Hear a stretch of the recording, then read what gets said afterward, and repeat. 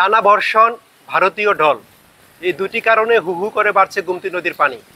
গত রাত থেকে সকালবেলা পানিটা বেশি বৃদ্ধি পেয়েছে। আমি এই মুহূর্তে আছি কুমিল্লার টিক্কারচর ব্রিজের নিচে। আমি দেখেছি যে এখানে সরাসরি এসে এখানকার স্থানীয়রা জানিয়েছেন যে সকালবেলা বৃষ্টিটা হওয়ার কারণে প্রায় 1.5 থেকে 2 ফুট পানি বৃদ্ধি পেয়েছে। এই মুহূর্তে বিপদসীমার প্রায় 1 মিটার নিচে আছে পানি, প্রায় 2.5 থেকে 3 ফুট অতিক্রম করলেই কিন্তু দেখা যাবে যে পানি বিপদসীমা অতিক্রান্ত করেছে। আর একটা জিনিস জানিয়ে রাখি যে ত্রিপুরার যে ডাম্বুর বাঁধটি আছে, ওই বাঁধটি যদি কোনো কারণে ভারত ছেড়ে দেয় তাহলে কিন্তু গত বছরের নেই 24-এর যে আমরা ভয়াবহ বন্যা দেখেছি, এবারও কিন্তু এই ধরনের বন্যা ভয়াবহ দেখার সম্ভাবনা আর রয়েছে। আর একটা জিনিস হচ্ছে যে আমরা কথা বলেছি কিছুক্ষণ আগে, আমাদের কাছে অনেকে ফোন করেছেন যে কুমিল্লার বুড়িচং উপজেলার কিংবাজোড়া গ্রাম থেকে ওনারা জানিয়েছেন যে এই এলাকাতে বন্যার পানি চারিদিক দিয়ে ঘিরে ফেলার কারণে যে গরুগুলো আছে, ব্রিজ গত বছরের বন্যা ভেঙে যাওয়ার কারণে ওই গরুগুলো ওনারা সরাতে পারছেন না, ওনারা প্রশাসনের সহযোগিতা চেয়েছেন।